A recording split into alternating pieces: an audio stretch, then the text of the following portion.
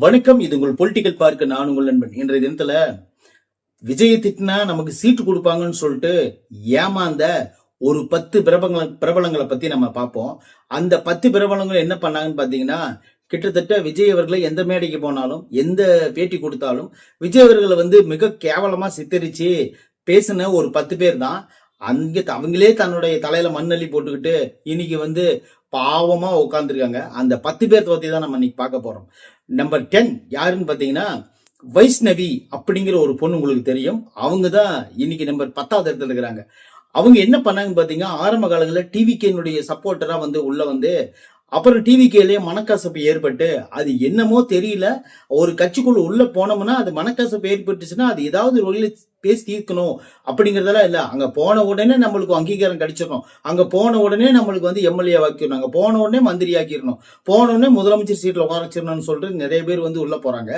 அந்த ஆசையில் உள்ள போனவங்க தான் வைஷ்ணவி. அவங்களுக்கு அங்க அங்கீகாரம் கிடைக்கலன்னு சொன்ன உடனே செந்தில் பாலாஜி மூலமா திமுக ஜாயின் பண்ணிட்டு டீசர்ட் எரிக்கிறது என்ன, அப்புறமேல இந்த 40 இருவுகள் செத்தாங்கல்ல அவங்கள ஸ்ட்ரெச்சர்ல வச்சு முடியே பனையூருக்கு கொண்டு போனது என்ன, ஏஐ வீடியோ தான் அந்த மாதிரி பண்ணது என்ன, அப்புறம் பாத்தீங்கன்னா வீதிக்கு நின்றுகிட்டு திமுக ஓட்டு கேட்டது என்ன, இந்த மாதிரி எல்லாம் பில்டப் வேலையெல்லாம் பண்ணிட்டு இருந்தாங்க.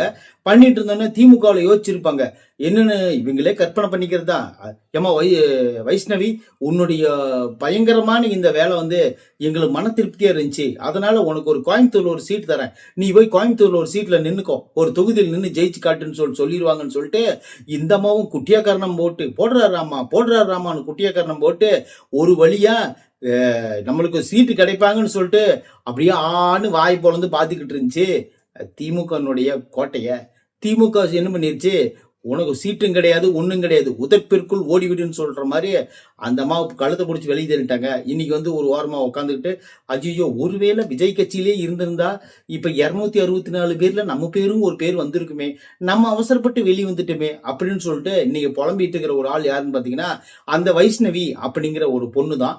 சரி, ஓகே, அவங்கள பத்தி நம்ம அப்புறமேல் பார்ப்போம் டீட்டெயிலா. நம்பர் 9 அப்படி இல்லை யார் இருக்காங்க பாத்தீங்கன்னா, தம்பி எனக்கும் மிஸ்டர் ஜோசப் விஜய்க்கு தான் போட்டி, எங்களுக்கு இடையில வேற யாரும் வர முடியாது. யாரும் கேட்டீங்கன்னா நாங்கள் 2 பேர் தான் போட்டி, நான் ஒரு புது கட்சி கொண்டு ஆரம்பிக்க போறேன், தம்பி எல்லாம் அவ்வளவு கொண்டு நானும் தம்பி எந்த தொகுதியில் நிற்கிறாரோ அந்த தொகுதியில் நான் ஏற்று நிற்பேன் தம்பி, அது ஒன்றுதான் தம்பி எனக்கு தெரியும் தம்பி அப்படின்னு சொல்லிட்டு அடுத்த காத்தடிச்சா நீங்கெல்லாம் சென்னையில் இருப்பியா, அந்த காத்துலயே திருச்சிக்கு வந்துருவியான்னு தெரியல. அந்த மாதிரி ஒரு ஆள் தான் யாருன்னு பாத்தீங்கன்னா பவர் ஸ்டார் விஜய் எதுக்குறாரு அப்படிங்கிறதே ஒரு பிளாஷ் நியூஸ் இல்ல, அது ஒரு அது நியூஸே இல்லை, அது விடுங்க. ஏங்க, ஒரு மலைக்கு முன்னாடி போய் ஒரு கட்டெரும் போய் நின்றுகிட்டு மலையே நீ உங்களுக்கு நான் தான் எதிரின்னு சொல்லிட்டு இருந்தா எப்படி ஆகுமா? ஏன்னா மலைக்குள்ள எத்தனை மிருகங்கள் வாழும். அந்த மாதிரி ஒரு ஆள் ஒருத்தர் எதுக்குறாருன்னா அந்த ஆளுக்கு ஒண்ணு அவர் நான் குறையெல்லாம் சொல்லல, அவருக்கு ஒரு பேர் இருக்கு, அந்த பேர் அவரே கெடுத்துக்கிற மாதிரி என்ன பண்ணாருன்னு பாத்தீங்கன்னா, ஏதாவது ஒரு சீட்டுக்குன்னு கொடுப்பாங்க அப்படிங்கிற ஒரு நப்பாசியில விஜய் பத்தி மிகவும் கேவலமா பேசிக்கிட்டு இருந்தாரு. அந்த மாதிரி பேசிட்டு இருந்து ஜோசப் விஜய்னு போற இடத்துலன்னு சொல்லிட்டு இருந்தாரு. இன்னைக்கு தலைவர் வச்சாரு பாருங்க ஒரு ஷாக்கு, என்னன்னு பாத்தீங்கன்னா, ஏய் நாமாடா நான் ஜோசப் விஜய் தான்டா அப்படின்னு சொல்லிட்டு இன்னைக்கு அவர் பேர் அவரே ஜோசப் விஜய் தான் அறிவிச்சாரு. இப்பெல்லாம் தூக்கு போட்டு செத்துருவானுங்கெல்லாம், ஏன்னா அந்த மாதிரி ஆளுங்க தான் அவங்கெல்லாம். ஒரு ஜோசப் விஜய் தான் அவரு, அந்த மாதிரி சொன்ன பேசிட்டு இருந்தவங்க தான் அவங்க எல்லாருமே. இப்ப என்னாச்சுன்னு பாத்தீங்கன்னா, பவர் ஸ்டாருக்கு சீட்டு கொடுப்பாங்க, ஏதோ ஒரு பக்கம் கூப்பிட்டு பவரே நீ நல்லா பவரா பேசுற, உனக்கு ஒரு சீட்டு தரேன்னு சொல்லிட்டு வாங்கி கொடுத்துருவாங்கன்னு சொல்லிட்டு இவங்க எல்லாம் நப்பாசியில் பேசிட்டு இருந்தாங்க. அந்த பவரை ஆஃப் பண்ற மாதிரி, உனக்கெல்லாம் சீட்டு கொடுத்தனா அது காமெடி பீஸா ஏரியா கட்சின்னு சொல்லிட்டு அவரை தூக்கி அழுங்காம வெளியேறிஞ்சிட்டாங்க. இப்ப அவரு எந்த தொகுதியில் நிக்கல அப்படிங்கிறது ஒரு பிளாஷ் நியூஸ். சரி, ஓகே. அடுத்ததா 8வது இடத்துல யார் இருக்காங்க பாத்தீங்கன்னா, ரஞ்சனா நாச்சியார் அப்படிங்கிற ஒரு, அதுங்களும் தாவேக்க நிர்வாகி தான், அவங்களும் தாவேக்காவில இருந்து ஓடினவங்க தான். ஏன்னு கேட்டீங்கன்னா தாவேக்கால் உரிய அங்கீகாரம் கிடைக்கல, அதனால நாங்க போறேன். ரஞ்சனா நாச்சியார் மட்டும் இதுவரையிலும் தாவேக்கால பயணிச்சிருந்தாங்கன்னா வைஷ்ணவிக்கும் சரி ரஞ்சனா நாச்சியாருக்கும் சரி தளபதி அவர்கள் நிச்சயமா டெஃபினட்டா ஒரு சீட் ஒதுக்கி கொடுத்திருப்பார். 2 பேர்த்துக்கும் ஆளுக்கு ஒரு சீட்டு கண்டிப்பா கிடைச்சிருக்கும். இன்னைக்கு வெளியே போகணுங்கிற அவசியமே கிடையாது. 2 பேர்த்து மேலையும் விஜய் அவர்கள் அதிகமா என்ன சொல்றது, ஒரு தங்கை அப்படிங்கிற ஒரு பாசம் வச்சிருந்தாரு அப்படிங்கிறது தான் உண்மை. இவங்க 2 பேரும் அவங்களே பேரை கெடுத்துக்கிட்டாங்க அப்படிங்கிறது தான் உண்மை. ஏன்னு கேட்டீங்கன்னா, இவங்க ரஞ்சனா நாச்சியார் ஒரு படிக்கு மேல போய் விஜய் மேல கேஸ் கொடுக்குற அளவுக்கு போயிட்டாங்க. அந்த கேஸ் கொடுத்ததெல்லாம் சேர்த்து ரஞ்சனா நாச்சியாருக்கு எதுவும் சீட்டுக்குன்னு கொடுப்பாங்க. விஜய்க்கு எதிராகவே கேஸ் போட்டியா, அப்போ கண்டிப்பா உனக்கு ஒரு சீட்டு கொடுத்துருன்னு சொல்லி கூப்பிட்டு கொடுப்பாங்கன்னு சொல்லிட்டு பாவம் அந்த அம்மா போய் நினைச்சிருக்குது. அப்புறம் கடைசியா பார்த்தா ஐயாவே சொல்லிட்டாரா அப்படிங்கிற மாதிரி கேஸே கொடுத்துட்டியா அப்படின்னு சொல்லிட்டு உனக்கு சீட்டும் கிடையாது ஒன்றும் கிடையாது, எதுக்கு விஜய் மேல கேஸ் கொடுத்த, உனக்கு சீட்டே கிடையாதுன்னு சொல்லிட்டு திமுக ஒதுக்கி விட்டுருச்சு. இப்பதான் அதிர்ச்சி ஆயிட்டாங்க ரஞ்சனா. என்னச்சுன்னு பாத்தீங்கன்னா, ஏடா உங்களுக்காக நான் எவ்வளவு தூரம் இறங்கி போராடினேன், விஜய் அந்த அளவுக்கு வந்து கழுவி ஊத்துனேன், இப்ப எனக்கே நீங்க வந்து இப்படி சீட் இல்லாம பண்ணிட்டீங்களே, மனசுக்கு ரொம்ப வருத்தமா இருக்குதுன்னு சொல்லிட்டு ஏதோ வார்டு கவுன்சிலரு, இந்த அடுத்த தேர்தல் இந்த உள்ளாட்சி தேர்தல் வரும்ல, இந்த கவுன்சிலரு, இந்த பஞ்சாயத்து ஆபீசரு, இந்த ஏதோ ஒரு தொகுதி கொடுப்பாங்க, அது ஏதோ ஒரு வார்டுல நின்று 13வது வார்டோ 15வது வார்டுல அந்த மாதிரி வார்டுல நின்று ஜெயிச்சுக்கம்மா, தொகுதி எல்லாம் உன்னை நம்பி கொடுக்க முடியுமா அப்படின்னு சொல்லிட்டு மூஞ்சில் அடிச்ச மாதிரி சொல்லிட்டாங்க. அந்த மூஞ்சில் அடிச்ச மாதிரி சொன்ன உடனே அந்த மூஞ்சில் அடி வாங்கிட்டு திரும்பி வந்து வீட்டுல உட்காந்துக்கிட்டு பேசுனதெல்லாம் தப்போ, பேசாம தாவே கால இருந்திருக்கலாமோ, அப்படி இருந்திருந்தாச்சு நம்மளுக்கு ஏதாவது ஒரு தொகுதி, ஒரு 2-3 தொகுதி கொடுத்துருப்பாங்களோ, ஒரு தொகுதியாவது கொடுத்துருப்பாங்களோ அப்படிங்கிற மாதிரி வந்து இன்னைக்கு ஃபீல் பண்ணிட்டு இருக்கிறது யாருன்னு பாத்தீங்கன்னா 2 பேரு. ஒன்னு வைஷ்ணவி, இன்னொன்னு வந்து இந்த ரஞ்சனா நாச்சியார். என்ன ஒரு கான்செப்டோ, சரி விடுங்க அது விடுங்க. அடுத்து வந்து பாத்தீங்கன்னா 7வது இடத்துல யார் இருக்கிறாங்கன்னா, ஐயோ காளி நீலி சூளி, அந்த சூளி தான் இவனுக்கு வந்து 7வது இடத்துல இருக்கிறாங்க. சூளி ஏன் 7வது இடத்துல இருக்கான்னு பாத்தீங்கன்னா, எல்லாரும் தும்புறாங்க, இந்த டைம்ல நாமளும் தும்முனதான் கரெக்டா இருக்குன்ற மாதிரி அச் அப்படின்னு தும்மி, என்னன்னு ஒண்ணுமே இல்லைண்ணே உங்களுடைய பேச்சுல, அண்ணே புல்லு கட்டு எடுத்துட்டு எப்படி நான் போவாங்க, 5 பேர் 50 பேரை 500 பேரை ஆக்கிடாதீங்கண்ணே அப்படிங்கிறது என்ன. அப்புறம் வந்து இதுதான் என்னுடைய 3வது புருஷன் அப்படின்னு நீங்களே போட்டுக்கங்கடா அப்படிங்கிறது என்ன. அப்புறம் வந்து பாத்தீங்கன்னா, நான் உங்க விர்ச்சுவல் வாரிஸ் எல்லாம் என்னைய கேவலமா பேசுறாங்கன்னே அப்படின்னு சொல்லிட்டு அப்படியே ஒரு தெனாவட்டு கலந்த ஒரு திமிரு அந்த மாதிரி பேசுறது. அந்த மாதிரி பேசுனா திமுக காரங்கெல்லாம் சந்தோஷம் அடைஞ்சு அப்புறம் வந்து பாத்தீங்கன்னா எப்படியோ சூளி இங்க வா, இந்த புடி உனக்கு ஒரு சீட்டு அப்படின்னு கொடுப்பாங்கன்னு பார்த்தாங்கன்னா, சூளி நீ திமுக விட்டு எடுறி காலி அப்படிங்கிற மாதிரி காலி பண்ணி விட்டாங்க. திடீர்னு என்னாச்சுன்னு பாத்தீங்கன்னா சூளிக்கு மிக வருத்தமா போச்சு. எப்படியும் நம்மளுக்கு ஒரு சீட்டு கொடுத்துருவாங்கன்னு சொல்லி இத்தனை நாள் ஜாலரா வடிச்சோம் அப்படின்னு சொன்னா திடீர்னு ஒரு பூகம்பம் கிளம்பிருச்சு. என்னன்னு பாத்தீங்கன்னா, சூளிக்கும் இந்த கிட்னி திருட்டுக்கும் சம்மந்தம் இருக்குன்னு சொல்லிட்டு எல்லாரும் ஓட்ட ஆரம்பிச்சிட்டாங்க. உண்மையா பொய்யான்னு எனக்கு தெரியாது, ஆனா வலைதளங்கள்ல அந்த மாதிரி வந்துச்சு. வந்த உடனே இந்த பொண்ணு அமைதியாயிருச்சு. எங்கடா நம்ம ஏதாவது வாய் விட்டு பேசி பழைய கேஸ் எல்லாம் கிளறி எடுத்துட்டாங்கன்னா நாம என்ன பண்றதுன்னு தெரியல அப்படிங்கிற மாதிரி இந்த பொண்ணு வருத்தப்பட்டு வேணாம் நம்மளுக்கு எதுக்கு வம்பு அப்படிங்கிற மாதிரி ஒரு ஓரமா உக்காந்துச்சு இந்த சூளி பாத்தீங்கன்னா, அந்த பொண்ணுக்கு கொஞ்சம் என்ன சொல்றது, அதாவது ஒருத்தரை வந்து காயப்படுத்துறது அப்படின்னா, அது மிக கேவலமா காயப்படுத்துறது அப்படின்னா, அது எப்படின்னு இந்த பொறணி பேசிக்கிட்டு அந்த தென்னாவட்டும் பேசுறதா அப்படின்னா இந்த சூழிகிட்ட நம்ம கத்துக்கலாம். இந்த சூழிகிட்ட ஒரு 2 நாளைக்கு ஒரு நல்ல பொண்ணுங்க கோச்சிங் போனாங்கன்னு வச்சுக்கோங்களேன், அடுத்தவங்களை எப்படி இந்த பொறாமப்படுற அளவுக்கு டேமேஜ் பண்றது அப்படிங்கிறது ஈஸியா கத்துட்டு வந்துடலாம். தயவு செய்து சொல்றேன், உங்க பெண் குழந்தைகள் எல்லாத்தையும் சூழிகிட்ட கொடுத்தீங்கன்னா, சூழி வந்து தன்னுடைய அந்த எப்படி பிக் பாஸ்ல எப்படி ஓவியாவை மிக வந்து அந்த புலிகினி டார்ச்சர் பண்ணாங்கல்ல, அந்த மாதிரி பண்ணி உங்க குழந்தைங்களை மாத்தி விட்டுருவாங்க. அந்த மாதிரி ஒரு நல்ல ஒரு டேலண்ட் உள்ள ஆள் தான் யாருன்னு பாத்தீங்கன்னா இந்த சூளி. அடுத்த வந்து பாத்தீங்கன்னா 6வது இடத்துல வேற லெவல் ஆளு. 6வது இடத்துல ஆளு கேட்டீங்கன்னா தான் நீங்க அப்படியே வேற லெவல் நீங்க இன்ஸ்பிரேஷன் ஆவீங்க. ஆரம்ப காலங்கள்ல இருந்து எனக்கு நான் புஸ்தகங்கள் எல்லாரும் படிப்பாங்க, நான் ஐயா கலைஞரோட புஸ்தகத்தை மட்டும்தான் நான் படிப்பேன். என் பள்ளிக்கூடத்து புஸ்தகத்தை கூட தூக்கி எறிஞ்சிருவேன். ஏன்னா என் காலேஜ் டைம்ல வந்து ஐயா உதயநிதி ஸ்டாலின் அவர்கள் எழுதின புஸ்தகத்தை மட்டும்தான் நான் படிப்பேன். அதுக்கப்புறம் ஸ்டாலினை எழுதின புஸ்தகம்னா எனக்கு உயிர். நான் +2 எக்ஸாம்ல கூட நான் வந்து ஐயா கலைஞர் எழுதின அந்த கவிதைகள் தான் எழுதி வச்சுட்டு வந்தேன். ஆனா அப்ப கூட என்ன பாஸ் பண்ணிட்டாங்க, எப்படின்னே தெரியல. கூட்டம் சேர்த்தவங்க எல்லாம் ஜெயிக்க முடியாது. விஜய்க்கு வர்ற கூட்டம் வந்து என்ன மாதிரி கூட்டம்னு பாத்தீங்கன்னா, அது ஒரு தற்குறி கூட்டம், அந்த கூட்டம் ஜெயிக்காது. ஆனா உதயநிதி அவர்களுக்கு வர்ற கூட்டம் எந்த மாதிரி கூட்டம்னு பாத்தீங்கன்னா, லட்சிய கூட்டம், ஜெயிச்சிரும் அப்படின்னு சொல்லிட்டு என்னுடைய ரூம்ல வந்து பாத்தீங்கன்னா எல்லா ரூம்லயும் ஷாருக் கான் போட்டா இருக்கும், சல்மான் கான் போட்டா இருக்கும், அமீர் கான் போட்டா இருக்கும், ஜாகி ஜான் போட்டா இருக்கும். என் ரூம்ல வந்து பாத்தீங்கன்னா ஐயா உதயநிதி போட்டா இருக்கும், இன்பநிதி போட்டா இருக்கும், கருணாநிதி போட்டா இருக்கும், ஐயா ஸ்டாலின் நிதி போட்டா இருக்கும். வேற எந்த போட்டாவும் நான் வச்சுக்க மாட்டேன். என் புக்கில் கூட அப்படித்தான் இருக்கும் அப்படின்னு சொல்லிட்டு மேடைக்கு மேடை விஜய் அவர்களை வந்து கேவலப்படுத்துறது. இந்த ஐயோ ஐயோ ஐயோ ஐயோ பேசுறது பூராமே பொய். அந்த பொய்யாவது ஒரு உண்மை மாதிரி பேசுனா பரவாயில்ல. அந்த பொய்யும் பொய் மாதிரியே பேசுறது யாருன்னு பாத்தீங்கன்னா நம்ம திவ்யா சத்யராஜ் தான். அந்த பொய் மேல பொய் பேசி இது ஒரு கட்டத்துல திமுகவுக்கே தலை சொல்லி யாரா நீங்கெல்லாம்?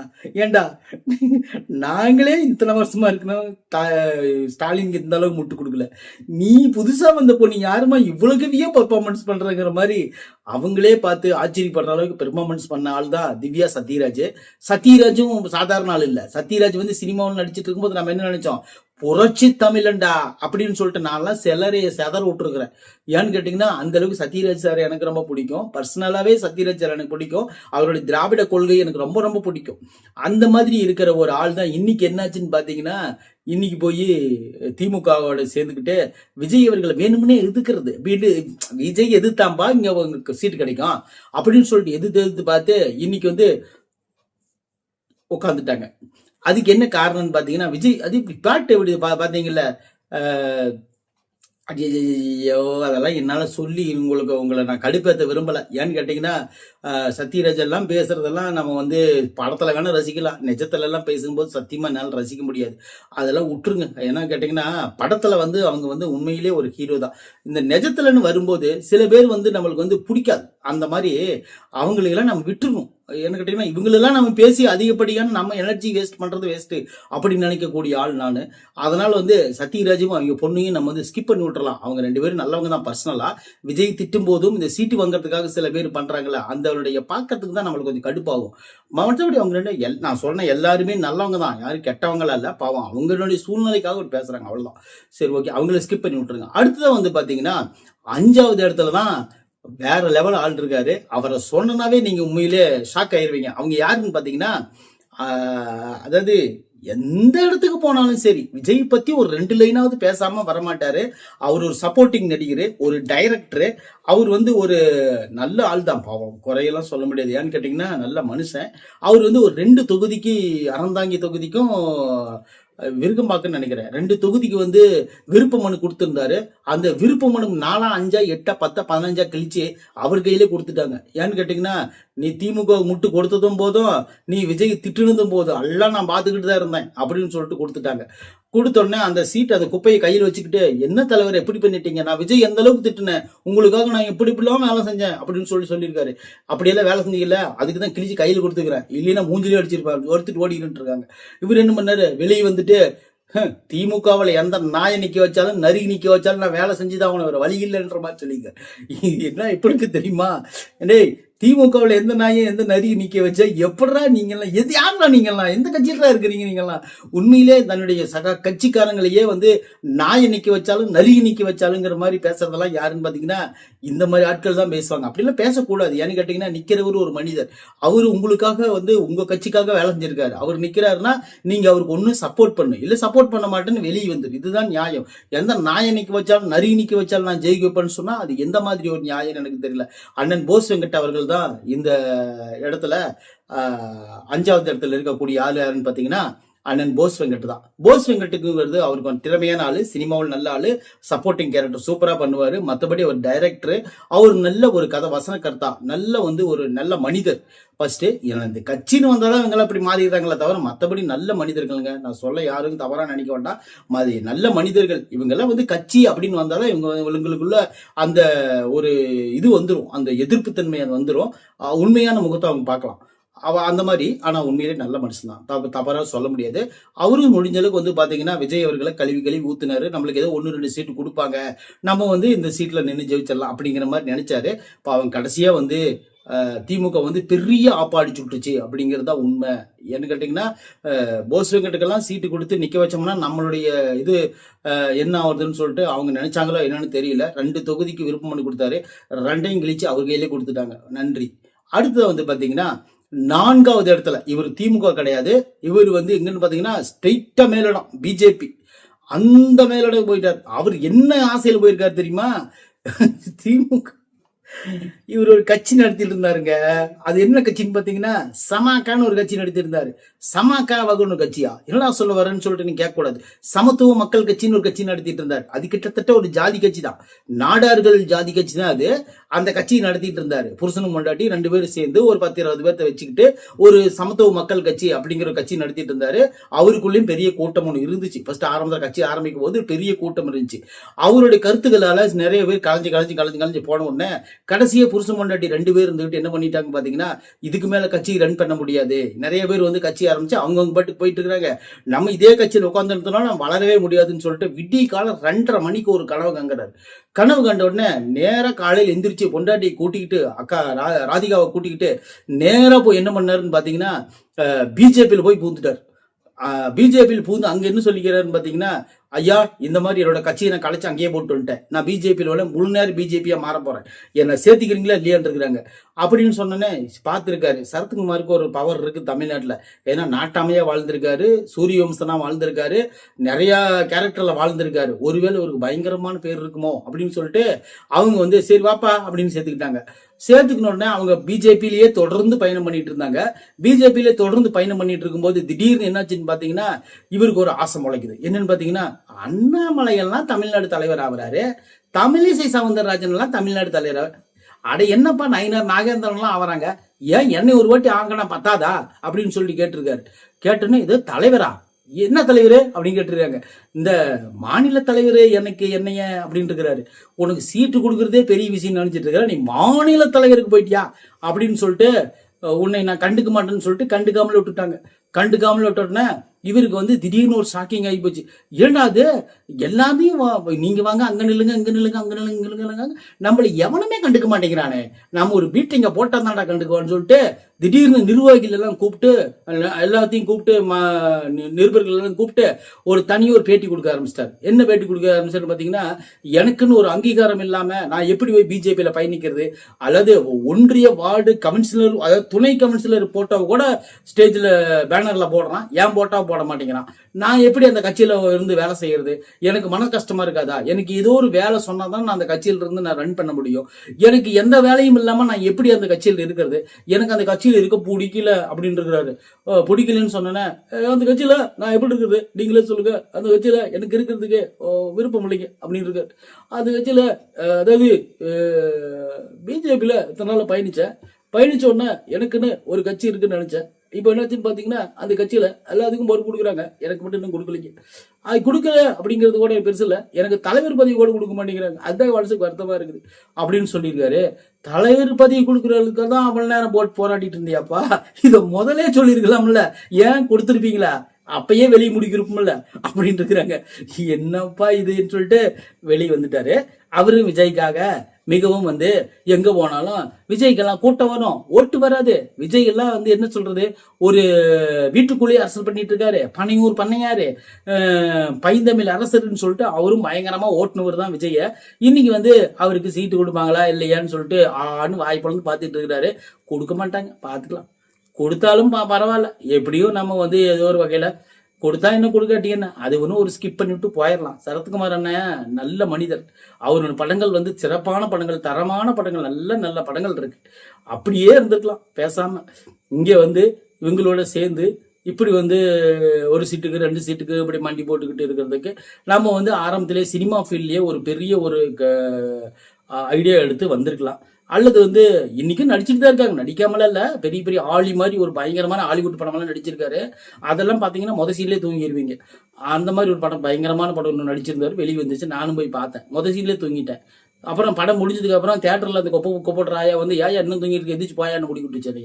அந்த மாதிரி ஒரு படம், பயங்கரமான படமெல்லாம் எடுத்திருக்காரு, போய் பாருங்க, ஆலிங்கிற ஒரு படம். சரி, அடுத்ததான் வந்து பாத்தீங்கன்னா நல்ல மனிதர் சரத்குமார் அண்ணன், அவர் குறை சொல்லல, ஆனா அவர் வந்து எடுத்து வைக்கிற அந்த விஜய் எதிர்ப்பு தான் நான் குறை சொல்றேன், வேற ஒண்ணும் இல்லை. அடுத்து வந்து பாத்தீங்கன்னா 3வது இடத்துல மிக சிறப்பான மிக தரமான சம்பவங்கள் செஞ்சு மக்களை சிரிக்க வைக்கக்கூடிய ஒரு மாபெரும் ஒரு கலைஞன் யாருன்னு பாத்தீங்கன்னா அந்த விசு காலத்திலிருந்தே இருக்காரு. அவர் யாருன்னு பார்த்தீங்கன்னா எஸ் வி சேகர்.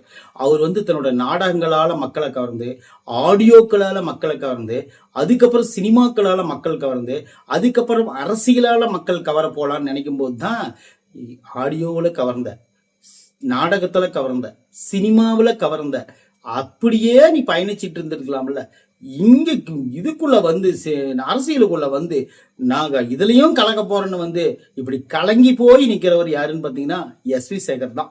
அவரை தான் நம்ம சொல்லணும். அவரு கொடுத்த முற்று இருக்குது பாருங்க திமுகவுக்கு. இதுவரையிலும் எந்த ஒரு காலத்திலும் யாருமே அந்த முட்டு கொடுத்துருக்க மாட்டாங்க திமுகவுக்கு. அந்த பரம்பரையா இருக்கிற ஆள் கூட திமுகவுக்கு இந்த அளவுக்கு முட்டு கொடுத்துருக்க மாட்டாங்க. அப்படி ஒரு முட்டு, பெரிய பெரிய முட்டை தூக்கிட்டு தூக்க முடியாம முட்டெல்லாம் தூக்கிட்டு திமுக வச்சு முட்டு கொடுத்தாருன்னா பாத்துக்கங்களேன். அந்த அளவுக்கு முட்டு கொடுத்தவருக்கு கடைசியில திமுக கொடுத்தது வெறும் முட்டை. ஏன்னு கேட்டீங்கன்னா எஸ் வி சேகருடைய பையன், அதாவது அஸ்வின் சேகர், அவரை தான் திமுகவுக்கு ஒரு சீட்டு எப்படியாவது கொடுப்பாங்க. நம்ம சொன்னோன்னே ஸ்டாலின் பேர் நம்ம தெருவுக்கு அப்பா பேர் வச்சிட்டார்ல, எப்படியும் நம்ம பையனுக்கு ஒரு சீட்டுன்னு கேட்டோம்னா எஸ் வி சேகர் ஆகிறது வகையில் எஸ் வி சேகருக்கு தாங்க உங்களுக்கு ஒரு சீட்டுன்னு கொடுத்துருவாருன்னு சொல்லிட்டு இவர் நினைச்சிருக்காரு. இவர் என்ன பண்ணாருன்னு பாத்தீங்கன்னா, விளாத்தி கொள்ளுத பெண்ணை எப்படி கேவலமா பேசினாரு தெரியுமா? அந்த புதற்குள்ள அந்த பொண்ணு ஏன் போகுது, அங்க புதற்குள்ள லைட்டு போட முடியுமான்னு கேட்ட ஒரு மாபெரும் ஒரு அடினன் தான் இந்த எஸ் வி சேகர். எவ்வளவு ஒரு கேவலமான சித்தரிப்பு அந்த பெண்ணு மேல. அந்த பெண் குழந்தைகள் பார்த்தா என்ன நினைப்பாங்க? இதெல்லாம் கொஞ்சமாவது அறிவிருக்கிறவங்க பேச வேண்டிய பேச்சாங்க, இது தப்பு தானே அப்படின்னு சொல்லிட்டு நாம சொன்னோம்னா நம்ம மேலேயே கோவப்படுவாங்க. எஸ் வி சேகர் பர்சனலா நல்ல மனிதர். அவர் எந்த குறையும் இல்லை, அவர்கிட்ட எந்த குறையும் கிடையாது. அரசியல் ரீதியா தான் நம்ம பேசுறோம். அரசியல் ரீதியா விஜய் அவர்கள் எதிர்த்துனால்தான் பேசுறோம். இல்லைன்னா நமக்கு இது பேச வேண்டிய அவசியம் கூட நம்மளுக்கு கிடையவே கிடையாது. அந்த மாதிரி இருக்கிற ஆள் தான் யாருன்னு பாத்தீங்கன்னா எஸ் வி சேகர். அவர் தன்னோட மகனுக்காக போராடி கத்தி சண்டையிலிருந்து, வாய் சண்டையிலிருந்து, காது சண்டையிலிருந்து, கண் சண்டையிலிருந்து, குஸ்தியிலிருந்து, சிலம்பத்திலிருந்து எல்லா சண்டையும் போட்டாரு. எல்லாத்து மேலையும் திமுகவை யார் தாக்க வர்றாங்களோ அவங்களுக்கு எல்லாத்துக்கும் எல்லாத்திலும் சண்டை போட்டு பார்த்தாரு. ஒரு கேமரா எடுத்து லைவ் போட்டுறது, காலையில 9 மணிக்கு போட்டாருன்னா அந்த லைவ் ஒரு மணி நேரம் பேசிட்டு அதையே பொழுதெல்லாம் ரிப்பீட் பண்ணி விட்டு ஓடிடுறது. என்னன்னு பாத்தீங்கன்னா, அந்த விஜய் ஒரு கட்சி ஆரம்பிச்சிருக்கிறாரு, அவர் எந்த வகையிலும் ஒன்றும் சரிப்பட்டு வரமாட்டாரு, அதெல்லாம் வேஸ்ட். அந்த கட்சிகள்லாம் ஒரு 4-5 பேர் ஓட்டு போடுவாங்களாம் மொத்தம் தமிழ்நாட்டுக்குள்ள, மொத்தம் 10 ஓட்டு விழுவும் தமிழ்நாட்டுலன்னு சொல்லிட்டு பேசினால்தான் யாருன்னு பாத்தீங்கன்னா எஸ் வி சேகர். அதாவது எஸ் வி சேகரனுடைய நம்பிக்கையை நான் குறை சொல்ல, ஆனா இந்த அளவுக்கு விஜய் மேல் நம்பிக்கை வச்சிருக்காருன்னா 10 ஓட்டு போட்டுருவாங்களா, உண்மையிலேயே ஆச்சரியப்படுறான்னு சொல்லிட்டு திமுக கிட்ட சொல்லியிருக்காரு. தலைவரை நீங்க நம்ம வீடியோ பாத்தீங்களா அப்படின்ட்டு இருக்காரு. பார்த்தேன், என்ன மாதிரி பேசியிருக்கீங்க, விஜய் பத்தி ரொம்ப ரொம்ப கல்வி ஊத்திருக்கோம். அடே very good very good very good, பையனோட பேர் என்ன அப்படின்னு எழுதிக்கிட்டாங்க. அப்புறம் ஒரு 10 நாள் கழிச்சு, விஜய் தலைவரை நம்ம வீடியோ பாத்தீங்களா, பார்க்கலையே, பாருங்க விஜய் பத்தி ரொம்ப கல்வி ஊத்திருக்கிற. ஐயோ பையனோட வயசு என்ன எழுதிக்கிட்டாங்க.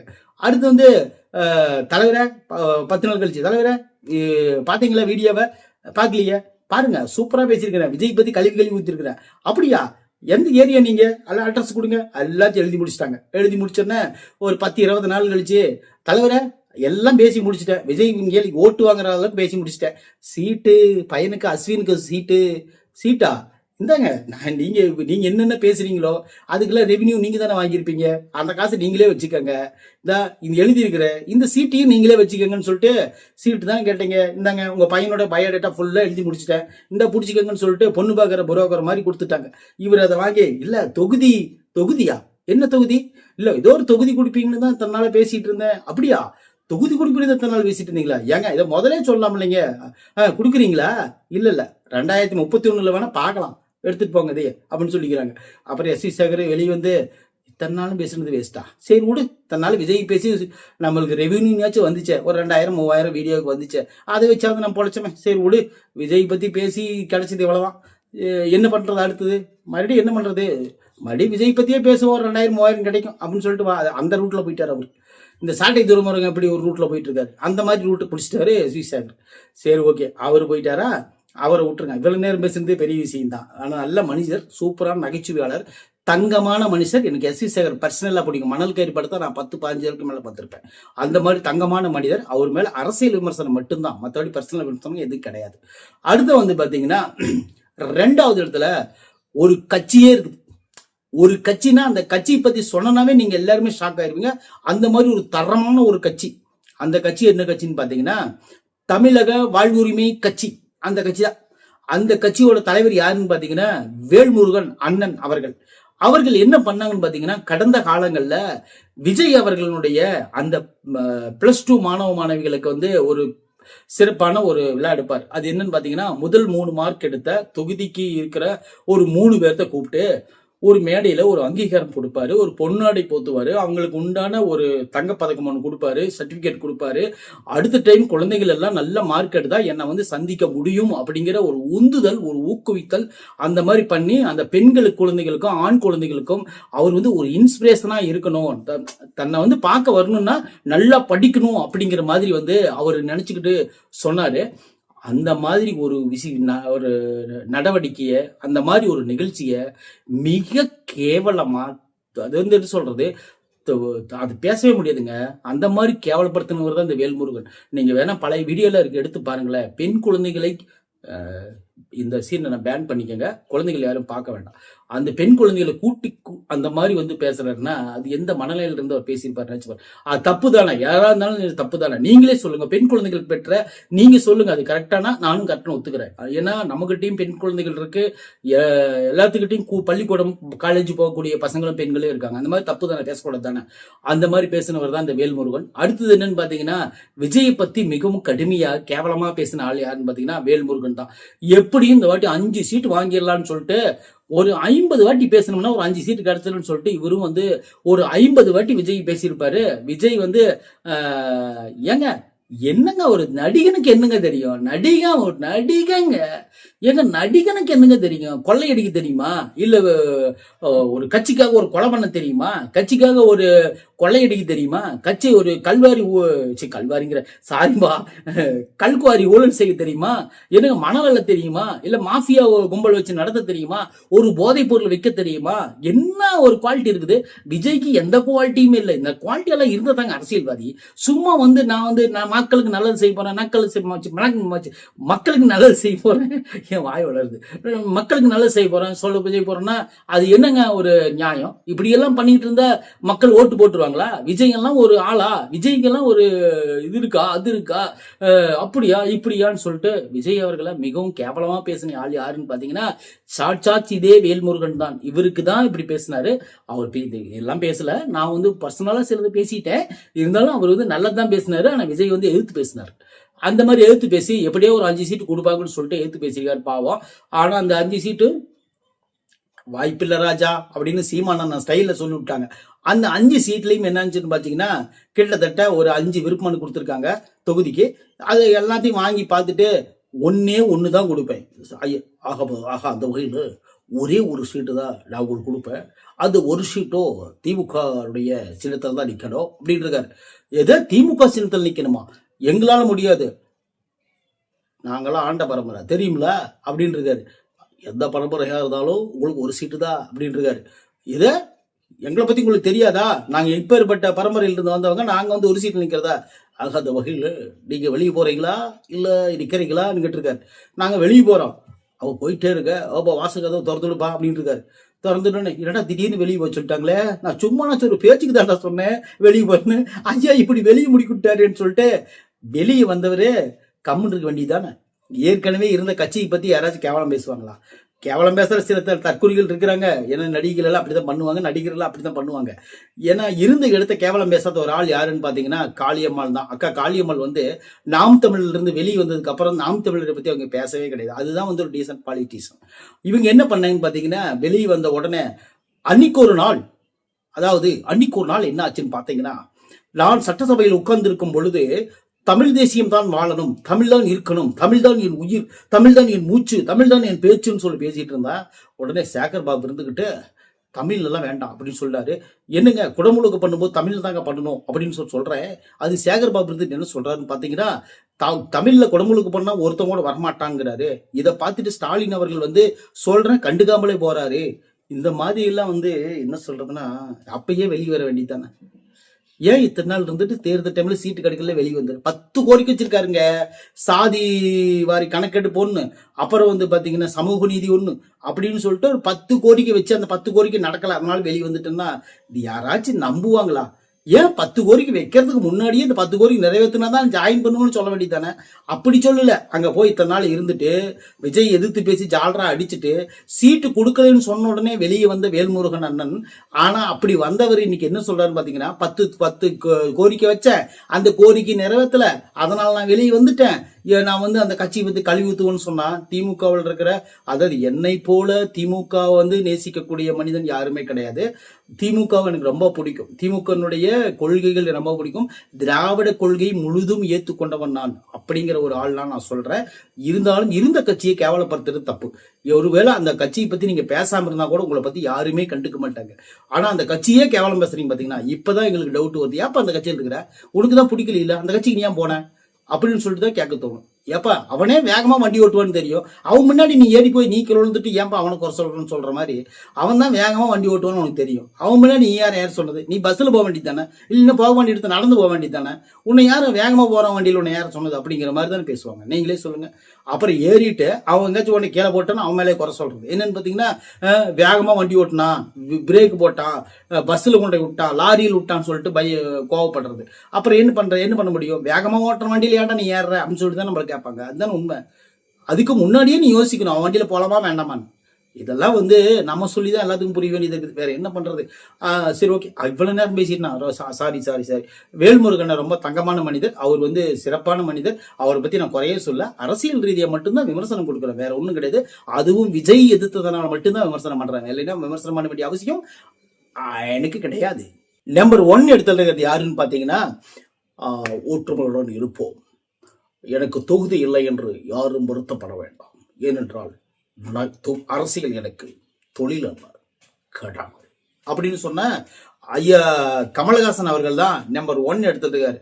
ஏன்டா இத்தனை பேர் விஜய் பத்தி பேசுறாங்க, விஜய் பத்தியே பேசாம இருக்கிறவர் 1 இடத்துல வச்சிருக்குன்னு பாத்தீங்கன்னா, அவர் என்னைக்குமே நம்பர் 1 தான், அதனால 1 இடத்துல வச்சிருக்கிறேன்.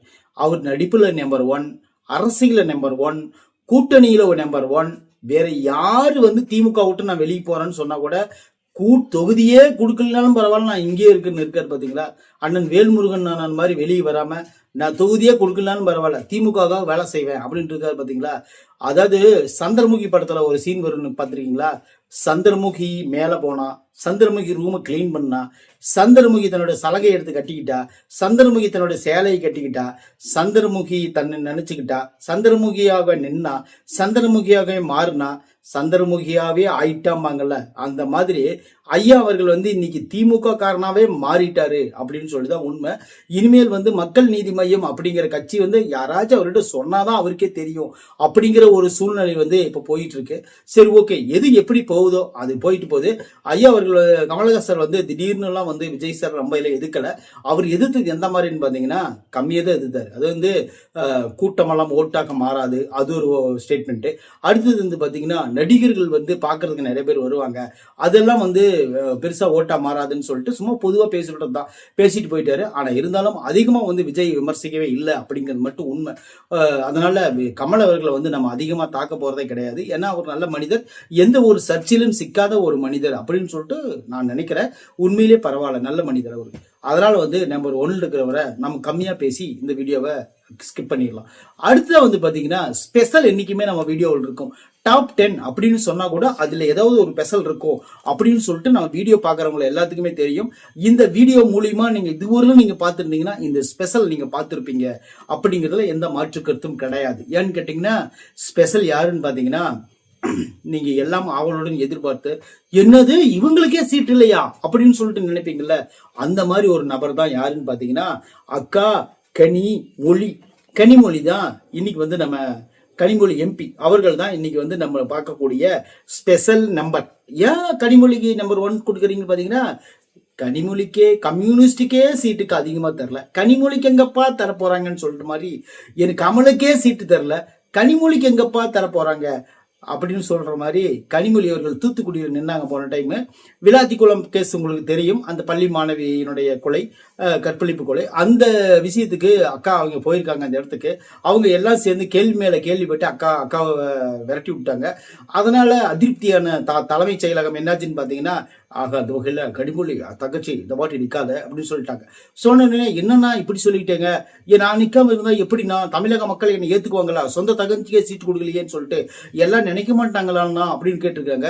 ஆக அந்த வகையில உனக்கு வந்து டெல்லியில ஒரு சீட் ஒதுக்கி இருக்க, இங்க இருந்து போறாங்க பாத்தீங்களா அந்த அமைச்சர்கள்லாம் அவங்களெல்லாம் மேய்க்கிற வேலை உங்களுக்கு தான். அவங்களெல்லாம் பத்திரமா பார்த்துக்கிட்டு அங்க அவங்களுக்கு என்னென்ன தேவையோ அதெல்லாம் செஞ்சு கொடுத்துக்கிட்டு அவங்கள வந்து அங்க பத்திரமா நீங்க பாத்துக்கணும்னு சொல்லிட்டு ஐயா அவர்கள் வந்து என்ன பண்ணிட்டாருன்னு பாத்தீங்கன்னா கனிமொழி அக்காவை டெல்லிக்கு டிரான்ஸ்ஃபர் பண்ணிட்டாங்க. இந்த சிங்கம் 2 படத்துல வந்து என்ன பண்ணுவார் தெரியுமா விஜயகுமார்? வந்த உடனே துரைசிங்கம் இன்னைக்கு டிஜிபியா ப்ரமோட் பண்றேன் பாரு, திடீர்னு வந்தோடனே சிவசிங்கம் உன்னை கமிஷனரா ப்ரமோட் பண்றேன் அப்படி மாதிரி ஒவ்வொரு சீனுக்கும் விஜயகுமாருக்கு ப்ரமோட் பண்றதுக்கு மட்டும்தான் வருவாரு. அந்த மாதிரி வந்து திடீர்னு ப்ரமோட் பண்ணி டெல்லிக்கு அனுப்பிச்சு விட்டாங்க. டெல்லியில போய் உன்னுடைய இஷ்டப்படி அங்க இருந்துகிட்டு திமுகனுடைய கொடி டெல்லியில நீ பறக்கிற மாதிரி நீ பண்றதுதான் உங்களோட ஒரே வேலை அப்படின்னு சொல்லிட்டு ஐயா அவர்கள் டெல்லிக்கு முடிக்க விட்டாங்க கனிமொழி அவர்களை. இந்த வாட்டி அவங்களுக்கு சீட்டு கொடுக்கல அப்படிங்கறதா ஒரு விஷயம். ஏன்னா அவங்களும் விஜய் பத்தி கொஞ்சம் பேசினாங்க. ஆனா அக்கா ரொம்ப பேசல, பாவம். அது சும்மா சொல்லக்கூடாது. நம்ம வந்து யார வேணாலும் நம்ம குறை சொல்லணுங்கிறதுக்காக கனிமொழி அக்காவை நான் குறை சொல்ல மாட்டேன். ஏன்னு கேட்டீங்கன்னா அவங்க நல்ல ஒரு பெண்மணி. அந்த பெண்மணி தான் வந்து அவங்க வந்து எம்பி என்ன பண்ணாங்க பாத்தீங்கன்னா, அவங்க வந்து விஜய் அவர்களை மிகவும் கொஞ்சம் என்ன சொல்றது, ஓட்டா மாறாது, கூட்டம் எல்லாம் வந்து வராது அப்படிங்கிற மாதிரி தான் பேசினாங்க. ஐயா உதயநிதி பேசின அளவுக்கு கூட கனிமொழி அக்கா பேசவே கிடையாது. உண்மையிலேயே அந்த அக்கா உண்மையிலே நல்லவங்க, அந்த கனிமொழி அம்மா. சரி, ஓகே. இதுவரையிலும் நம்ம வீடியோ பார்த்த எல்லாத்துக்கும் மிக நன்றி. ஏன்னு கேட்டீங்கன்னா இந்த வீடியோ கிட்டத்தட்ட நான் ஒரு 10-15 நிமிஷத்துக்குள்ள முடிச்சிடலாம்னு நினைச்சேன். அரை மணி நேரத்துக்கு மேல போயிட்டு இருக்குது. எனக்கே ஒரு ஆச்சரியமா தான் இருக்குது. சரி, ஓகே. இதுவரை நம்ம வீடியோ பார்த்த எல்லாத்துக்கும் மனமார்ந்த நன்றி. இதுல ஏதாவது பிழை இருந்தாவோ அல்லது வேற யாரையாவது நான் டேமினேட் பண்ற மாதிரி பேசியிருந்தாவோ நான் பொதுவா மன்னிப்பு கேட்டுக்கொள்கிறேன். இதனால யார் மனசாவது புண்பட்டு இருந்தா ஐ எம் வெரி சாரி. நன்றி, வணக்கம்.